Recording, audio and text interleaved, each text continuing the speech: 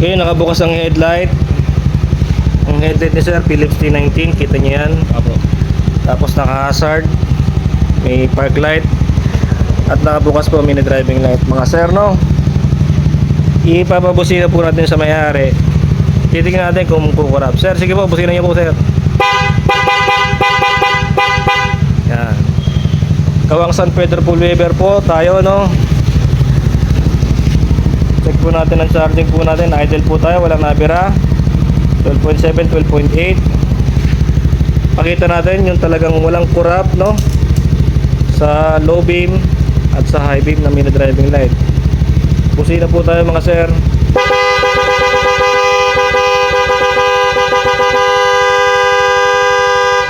Narindi na po yung kapitbahay, hindi po kumurap.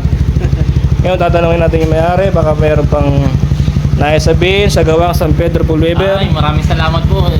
Umaysa-isa po yung motor ko, hindi katulad ng una. Na yun sa unang pinagawa ko i-supply. Kaya nagpa-second opinion po ako kay boss po.